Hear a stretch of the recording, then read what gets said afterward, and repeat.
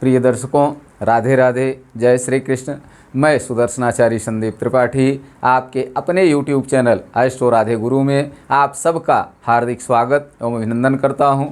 दर्शकों, यदि आप अपनी कुंडली दिखाना चाहते हैं, ग्रह शांति कराना चाहते हैं या कुंडली का विश्लेषण कराना चाहते हैं अथवा आयु, शिक्षा, रोजगार, विवाह, संतान, गंभीर बीमारी, ऊपरी बाधा आदि किसी भी समस्या के विषय में संपूर्ण जानकारी प्राप्त करना चाहते हैं, सटीक जानकारी प्राप्त करना चाहते हैं तो दर्शकों हमारे व्हाट्सएप नंबर पर कॉल करके हमसे संपर्क कर सकते हैं। हमारा व्हाट्सएप नंबर है 9140819264 और सर्वोदय नगर लखनऊ में हमारा मिलने का समय है शाम को 5 बजे से 7 बजे तक।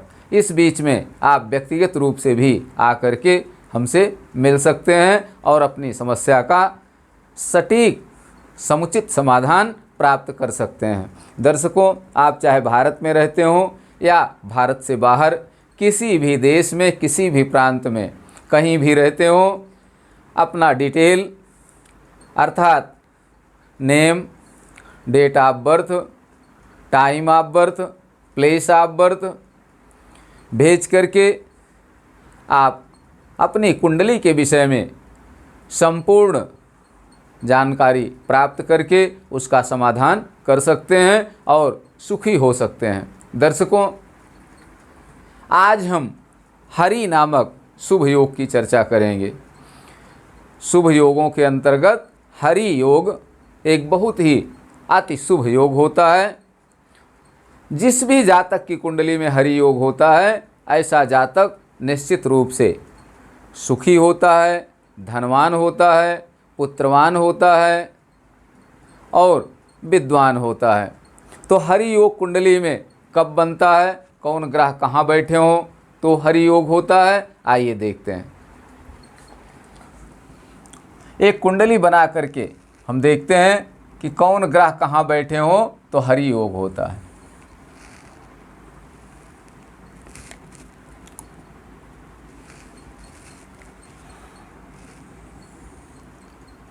दर्शकों, जैसा कि नाम से ही मालूम चलता है हरि योग, हरि माने भगवान विष्णु। भगवान विष्णु तो पालनहार हैं, संपूर्ण जगत के नियंता हैं। अगर हरि योग कुंडली में है, भगवान विष्णु के नाम से ही योग बना हुआ कुंडली में विद्यमान है तो निश्चित रूप से ऐसा जातक अवश्य सुखी होगा, धनी होगा, पुत्र पत्नी से युक्त होगा।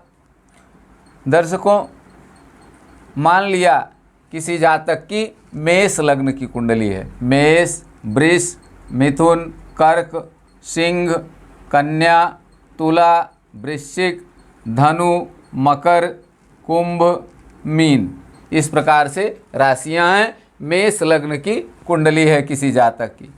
अब हरि योग कब बनता है, जब धनेश से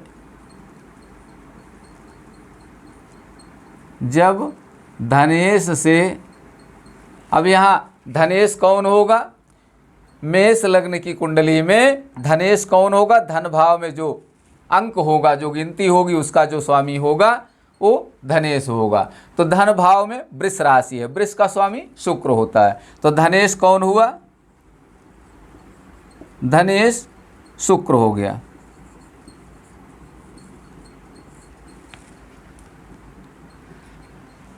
जब धनेश से दूसरे भाव में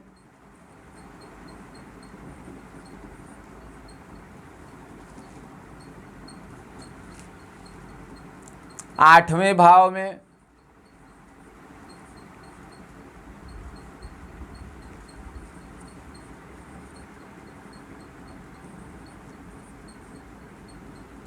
और 12वें भाव में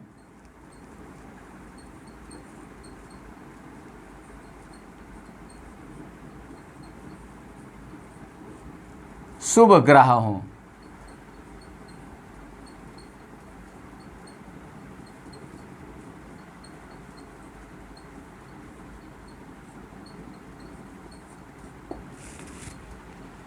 तो हरि योग बनता है।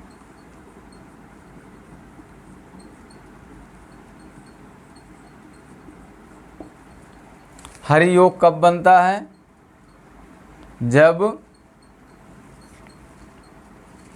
जब धनेश से दूसरे भाव में, धनेश कौन है यहाँ? शुक्र है। मान लिया कि शुक्र कहाँ बैठा हुआ है? शुक्र चतुर्थ भाव में बैठा हुआ है, यहाँ बैठा हुआ है शुक्र। तो जब धनेश से, धनेश यहाँ हो गया, तो धनेश से दूसरे भाव में, धनेश से दूसरा भाव कौन होगा? लग्न से पंचम भाव। धनेश शुक्र जहाँ बैठा है उससे दूसरा भाव, अगला भाव जो होगा वो दूसरा होगा। तो धनेश से दूसरे भाव में शुभ ग्रह हो। धनेश से दूसरे भाव, मान लीजिए गुरु यहाँ बैठे हुए हैं, धनेश से दूसरे भाव में, 8वें भाव में और 12वें भाव में। धनेश से 8वां भाव कौन सा होगा? 1 2 3 4 5 6 7 8। धनेश से 8वें भाव में शुभ ग्रह। मान लीजिए कि यहाँ शुभ चंद्रमा बैठा हुआ है। शुभ चंद्रमा कब होता है? शुक्ल पक्ष पंचमी से लेकर कृष्ण पक्ष पंचमी तक का चंद्रमा शुभ चंद्रमा माना जाता है। तो दर्शकों, धनेश से दूसरे भाव में शुभ ग्रह हो, गुरु विद्यमान है। धनेश से 8वें भाव में शुभ ग्रह हो, चंद्रमा स्थित है। और धनेश से 12वें भाव में भी शुभ ग्रह हो। धनेश से 12वां भाव कौन सा होगा? 1 2 3 4 5 6 7 8 9 10 11 12, 12वां भाव हो गया। यहाँ भी शुभ ग्रह स्थित हो। बुध मान लीजिए यहाँ बैठा हो, बुध। तो जब धनेश से दूसरे भाव में शुभ ग्रह हो, धनेश से दूसरे भाव में शुभ ग्रह गुरु है, 8वें भाव में शुभ ग्रह हो, 8वें भाव में धनेश से कौन है? शुभ चंद्रमा है। और 12वें भाव में शुभ ग्रह हो, धनेश से 12वें भाव में बुध स्थित है, तो हरि योग होता है। दर्शकों, जिस भी जातक की कुंडली में इस प्रकार का योग होता है, ऐसा जातक धनी होता है, स्त्री पुत्र से सुखी होता है, भाग्यशाली होता है और धर्मात्मा होता है। फिर से देखें एक बार, जब धनेश से दूसरे भाव में शुभ ग्रह हो, धनेश कहाँ बैठा हुआ है? लग्न, मेष लग्न की कुंडली है, वृष राशि है धन भाव में। ये कौन सा भाव है? धन भाव है, धन भाव है। अब धन भाव में वृष राशि है, तो वृष का स्वामी कौन होता है? शुक्र होता है। तो धनेश कौन हुआ? शुक्र। शुक्र कहाँ बैठा हुआ है कुंडली में? लग्न से चौथे भाव में बैठा हुआ है शुक्र। अब शुक्र जहाँ बैठा है धनेश, धनेश से दूसरे भाव में गुरु हो। धनेश से दूसरा भाव कौन हुआ? ठीक उससे बाद वाला भाव। तो लग्न से पंचम भाव और धनेश से दूसरे भाव में कौन है? शुक्र। धनेश से दूसरे भाव में कौन है? धनेश से दूसरे भाव में गुरु है। और धनेश से 8वें भाव में शुभ चंद्रमा है। 1 2 3 4 5 6 7 8, 8वें भाव में शुभ चंद्रमा है। और धनेश से 12वें भाव में शुभ ग्रह हो। देखिए, तीनों में 3 भाव की चर्चा है। अगर किसी भी भाव में, दूसरे, 8वें और 12वें में से किसी भी भाव में शुभ ग्रह नहीं है, तो हरि योग नहीं बनेगा। हरि योग तभी बनेगा जब धनेश से दूसरे, 8वें और 12वें भाव में शुभ ग्रह हो, तो हरि योग बनेगा। हरि माने विष्णु, हरि माने नारायण, भगवान विष्णु के नाम से इस योग का नाम हरि योग पड़ा हुआ है। दर्शकों, प्रथम दृष्टया अगर कुंडली देखें तो कुंडली क्या कहती है? किसी जातक की कुंडली जब आप देखेंगे तो सबसे पहले किसको देखेंगे? भाग्येश को देखेंगे। योग बना हुआ है तो ये तो निश्चित रूप से चाहे जो ग्रह ऊंच नीच जहाँ भी बैठा हो, लेकिन अगर धनेश से दूसरे, 8वें और 12वें भाव में शुभ ग्रह हैं तो निश्चित रूप से हरि योग होगा। और ऐसा जातक हरि योग की तरह होगा, अर्थात धनवान होगा, विद्वान होगा, धन पुत्र से सुखी होगा। अब देखिए, इस कुंडली का अगर हम विश्लेषण करें कि धनेश से दूसरे भाव में धनेश की क्या पोजीशन है, धनेश से दूसरे भाव में गुरु की क्या पोजीशन है, और धनेश से 8वें भाव में शुभ चंद्रमा है उसकी क्या पोजीशन है, और धनेश से 12वें भाव में बुध स्थित है, तो इन ग्रहों की स्वयं में क्या पोजीशन है। तो दर्शकों अगर हम देखें तो धनेश शुक्र, धनेश केंद्र में बैठा हुआ है, मेष लग्न कुंडली है, धनेश शुक्र केंद्र में बैठा हुआ है, तो धनवान होगा जातक, पहली शर्त है।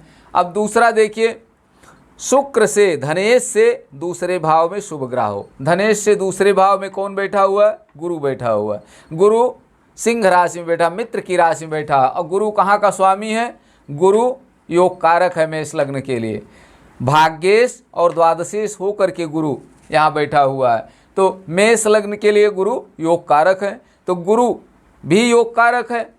अब धनेश से 8वें भाव में शुभ चंद्रमा बैठा हुआ है, चंद्रमा देखिए कहाँ का स्वामी है, एकादश भाव में, लग्न से एकादश भाव में चंद्रमा बैठा हुआ है, शत्रु राशि में है, लेकिन केंद्र का स्वामी है, लग्न से चतुर्थ भाव का स्वामी है, लग्न से चतुर्थ भाव में कर्क राशि है, कर्क का स्वामी चंद्रमा होता है, चंद्रमा एकादश भाव में बैठा हुआ है, धनेश से 8वें भाव में शुभ चंद्रमा बैठा हुआ है, चंद्रमा भी यहाँ योग कारक है मेष लग्न कुंडली में, तो बृहस्पति भी शुभ है, चंद्रमा भी शुभ है, और धनेश से 12वें भाव में बुध बैठा हुआ है, बुध स्वगृही है, यहाँ तीसरा भाव बहुत अच्छा नहीं माना जाता, केंद्र और त्रिकोण ही शुभ माने जाते हैं तीसरे भाव में, लेकिन अपनी राशि में हर ग्रह अच्छा फल देते हैं, अच्छा माने जाते हैं, तो बुध यहाँ अपनी राशि मिथुन में बैठा हुआ है, तो बुध भी अच्छा है, बुध स्वामी कहाँ का है,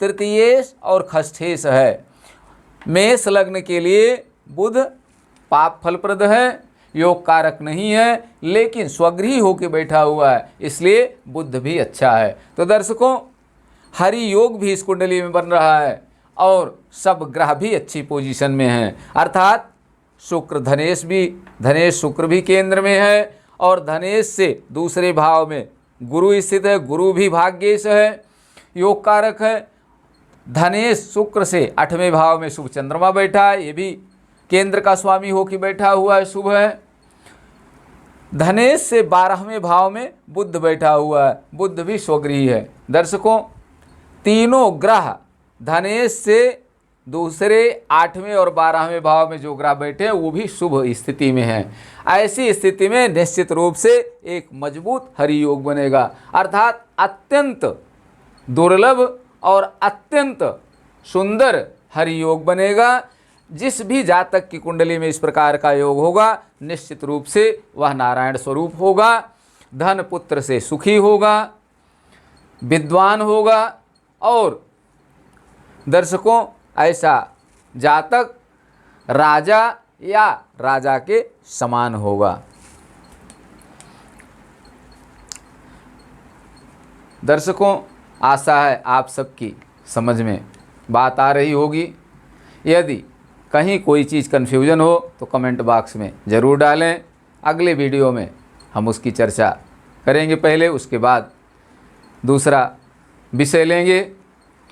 आज यहीं तक, अगले वीडियो में हम आपसे फिर मिलेंगे, और यदि हमारा वीडियो पसंद आ रहा हो तो जो लोग हमारे नए दर्शक हैं अभी तक हमारे चैनल को सब्सक्राइब नहीं किए हैं, please astro Radhe Guru channel को सब्सक्राइब करें, लाइक करें, शेयर करें, ताकि अधिक से अधिक लोगों को इसका लाभ प्राप्त हो सके। विद्या दान करने से बढ़ती है, घटती नहीं है कभी। दर्शकों इसलिए वीडियो को अधिक से अधिक लोगों तक पहुंचाने की कोशिश करें। आपका दिन शुभ हो। आप सबको राधे राधे, जय श्री कृष्ण। आप सब स्वस्थ रहें, मस्त रहें, हंसते मुस्कराते रहें। जय हिंद।